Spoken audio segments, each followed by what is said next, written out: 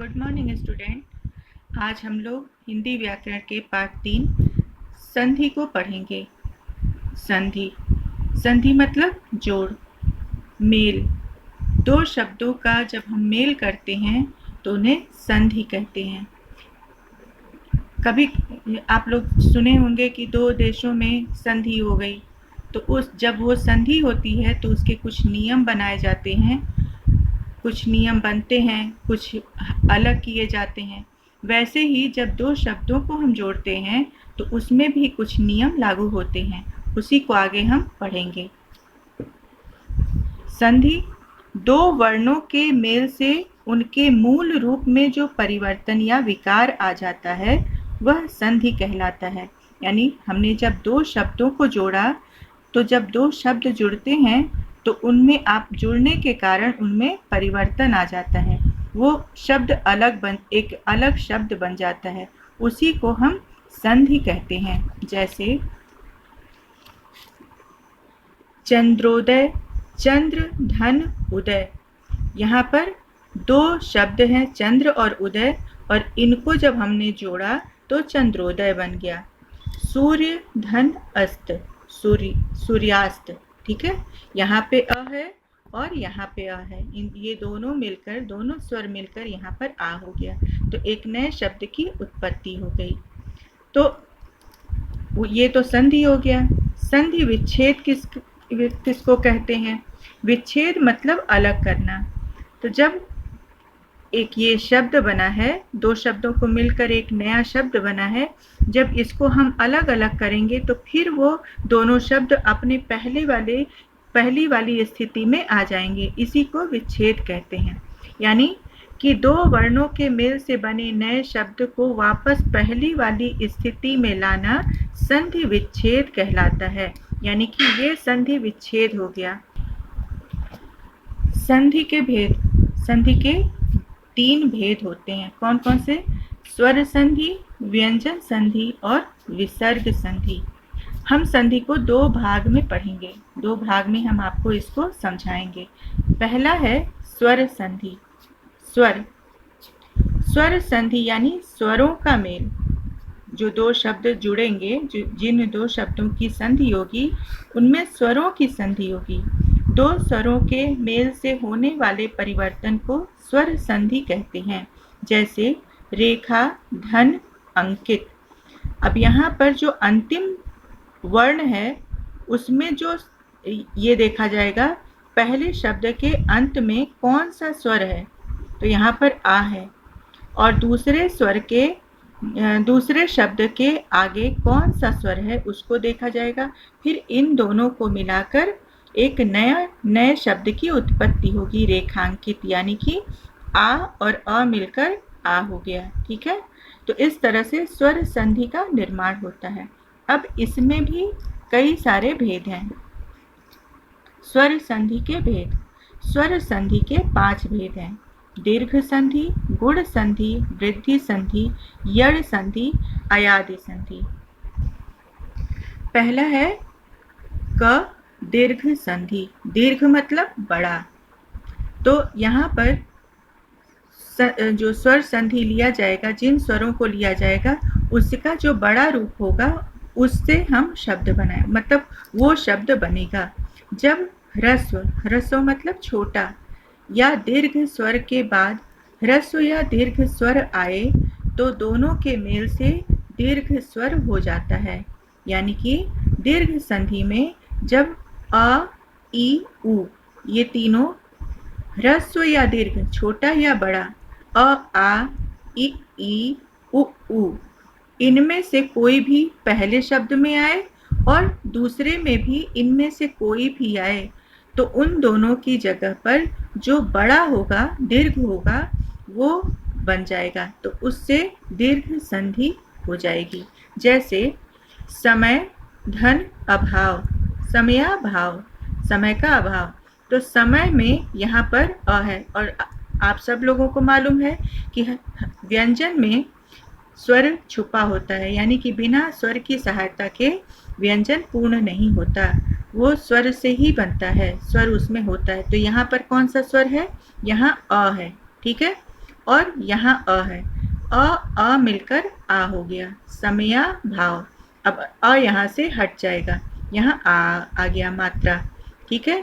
तो ये दीर्घ संधि हो गया, दीर्घ आ बड़ा है ना। तो इसी तरह से ये रविंद्र, रवि धन इंद्र, रवि यहाँ पर छोटी ई और यहाँ पर भी छोटी ई, दोनों जब मिल गए तो यानी माइनस माइनस प्लस होता है ना मैथ्स में, उसी तरह से यहाँ पर भी ई बड़ी ई, रविंद्र, ठीक है। इसी तरह से यहाँ रजनी धन इंदु, यहाँ बड़ी ई है और यहाँ छोटी ई है, तो यहाँ पर क्या लेना है, हमको दीर्घ बनाना है। तो ये बड़ी ई और छोटी ई दोनों मिलकर बड़ी ई हो जाएगा, रजनींदु, ठीक है। ऐसे ही ऊ का देख लीजिए, भानु धन उदय, यहाँ पर भी छोटा ऊ और यहाँ पर भी छोटा ऊ। पहले शब्द का अंत देखेंगे हर एक संधि में, और द्वितीय जो शब्द है उसका हम प्रथम वर्ण देखेंगे, उसमें कौन सा स्वर लगा है या कौन सा वर्ण है, ठीक है। तो यहाँ पर ऊ मिलकर ऊ हो गया, भानुदय, ठीक है। गुरु उपदेश, गुरु यहाँ पर भी छोटा है और यहाँ भी छोटा है, दोनों मिलकर यहाँ ये बड़ा हो गया। अच्छा, इसका भी तरीका देख लीजिए कि छोटा ये र बनाएंगे तो कैसे बनाएंगे, और जब बड़ा र बनता है तो कैसे र बनता है, इसको देख लीजिए। संस्कृत में इसका ज़्यादा प्रयोग किया जाता है। इसके बाद सेकंड है गुण संधि। अभी तक हम क्या पढ़े, दीर्घ संधि। दूसरा है गुण संधि। आ का मेल ई से होने पर ए, उ से होने पर ओ तथा री से होने पर अर हो जाता है। किसका मेल, यानी कि प्रथम शब्द के अंत में यदि अ या आ आए और द्वितीय शब्द के प्रारंभ में ई में से कोई एक हो तो ए हो जाएगा, उ में से कोई हो तो ओ हो जाएगा, और री हो अगर अ के बाद री हो तो वो अर हो जाएगा। देखें, अ और ई, ए बना स्व धन इच्छा स्वेच्छा, ए बन गया व और ई, यहाँ पर ई आ गया, यहाँ अ है तो ये हो गया ए, ठीक है, स्वेच्छा। वीर धन इंद्र, यहाँ पर अ है और यहाँ पर छोटी ई है, तो ई में से क्या बन रहा था, ए बन रहा था, तो यहाँ वीरेंद्र, ए हो गया, ठीक है। इसके बाद हित धन उपदेश, हित यहाँ अ है यहाँ उ है, तो यहाँ क्या हो जाएगा, ओ हो जाएगा, अ और उ, ठीक है, तो हितोपदेश हो जाएगा।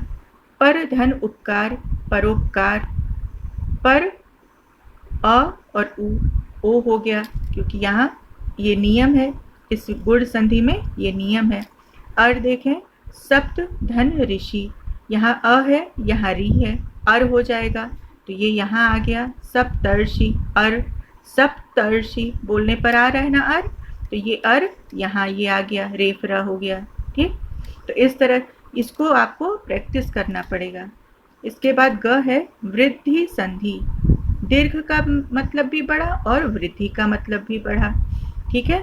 तो यहाँ भी जब पहले शब्द के अंत में अ या आ हो, पहले शब्द के अंत में अ या आ हो, ठीक है, और द्वितीय शब्द के आरंभ में ए अथवा ओ औ आए, यानी द्वितीय शब्द के प्रारंभ में ए और ओ औ आए तो दोनों मिलकर ए और औ हो जाते हैं। जैसे दीर्घ संधि में आ ई ऊ हो जा रहा था, वैसे ही वृद्धि संधि, वृद्धि मतलब भी बड़ा, ठीक है, तो यहाँ भी ए और औ हो जाएगा।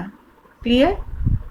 जैसे लोक धन एषणा लोकैषणा, सदा धन एव सदैव, यहाँ आ यहाँ ए, यहाँ तो क्या हो गया, ए हो गया, यहाँ दिया है ना ए और औ, ठीक, तो यहाँ पर मात्रा लग गई ए की, ठीक है। ऐसे ही वन धन औषध, वनौषध, वन न इसमें स्वर है और यहाँ औ है, वनौषध, ठीक है। अब घ देखें यड़ संधि, स्वर संधि में चौथा है यड़ संधि। यदि पहले शब्द के अंत में ई, अब यहाँ पर पहले शब्द के अंत में ई, उ और री हो, ये नियम में है कि यदि पहले शब्द के अंत में ई, उ या री हो और द्वितीय शब्द के आरंभ में कोई अन्य स्वर हो, यानी इसके अलावा कोई भी अन्य स्वर हो, इनके अलावा कोई दूसरा स्वर हो, इसके अलावा कोई भी दूसरा स्वर हो, तो दोनों के मेल से क्रमशः ई का य हो जाता है, उ का व हो जाता है और री का र, या ये हलंत लग जाएगा, यानी ये आधा है। ठीक है, तो इनका प्रयोग होगा शब्दों में कैसे? अति धन अधिक, अत्यधिक, अति धन अधिक। यहाँ पर ई है, यहाँ अ है, यानी दोनों अंतर है ना दोनों स्वर में, तो ये हो गया य। क्या ये था, ये दिया था ना ई होगा तो य हो जाएगा, तो यहाँ ये य हो गया। ठीक है, ऐसे ही नदी धन अर्पण, नद्यर्पण, ये आधा हो जाएगा और ये यहाँ पर ई है तो ये यहाँ पर य आ जाएगा। ठीक है, अब यहाँ उ में अनु धन आय, अन्वय, ये यहाँ से स्वर हट जाएगा और ये यहाँ पूरा हो जाएगा, यानी ये पूरा हो जाएगा। यहाँ से हम इसको आधा कर देंगे और इसको जब यहाँ प्रयोग करेंगे तो ये पूरा हो जाएगा, क्योंकि हम इसको आधा कर रहे हैं। आगे वाले शब्द को, वर्ण को हम आधा कर रहे हैं, इसलिए इसको हमको पूरा करना है। ठीक है, ऐसे ही री, मातृधन आनंद, मात्रानंद, तो यहाँ पर र हो गया ना, तो ये त्री हट गया, री हट गया, यहाँ पर री है और अन्य स्वर यहाँ ये आया, ये र हो गया, तो यहाँ पे त्र हो गया, ये नीचे वाला त्र हो गया। ठीक है, ये री हट गया। ठीक है, ऐसे ही प्रत्याज्ञा। पांचवा है स्वर संधि का पांचवा अयादि संधि। यदि पहले शब्द के अंत में ए अथवा ओ औ और दूसरे शब्द के आरंभ में भिन्न स्वर आए, जब भिन्न स्वर दे तो आप समझ जाइए कि इनसे भिन्न, यानी इनके अलावा कोई भी और स्वर आए तो क्रमशः ए का आय हो जाता है, ए का आय हो जाता है, यहाँ मात्रा है तो ये आय हो गया, ओ का अव है और औ का आव हो जाता है। ठीक है, तो यहाँ मात्रा है तो आव हो जाएगा, आ हो जाएगा, यहाँ ओ है तो यहाँ पर ओ मात्रा है तो अव होगा, औ है तो आ हो जाएगा, ए है तो अय हो जाएगा, अय है तो आय हो जाएगा। देखें, ए और धन अय, ने, इसमें ए लगा है, यहाँ अन है, अ है, भिन्न स्वर है ना, तो यहाँ नयन हो गया, इसमें अ छुपा हुआ है और ये य है, अय दिया है तो यहाँ नयन हो गया। ठीक है, अब यहाँ ए धन ई, आई, आ ई, यहाँ गै धन इका, गायिका, यहाँ आ है, यहाँ य पर मात्रा है, गाई है ना, तो गायिका। ठीक बेटा, इसको प्रैक्टिस ही, जब तक आप प्रैक्टिस नहीं करेंगे तब तक आप समझ नहीं पाएंगे। भो धन अ, अव, यहाँ दिया हुआ था ना परिभाषा में, भो धन ओ धन अ, अव, भो धन अन, भवन, इसमें भो है, ओ है और यहाँ अ है, यानी अव हो गया। ठीक है, तो भवन हो गया। ऐसे ही अ धन ई, आवी, नौ धन इक, नाविक, आवी, तो यहाँ आ है और वी है, नाविक। ठीक है, तो यहाँ पर स्वर संधि आपका खत्म हो गया। और कोई भी परेशानी हो, डाउट हो तो आप हमसे क्लियर कर लीजिएगा। धन्यवाद।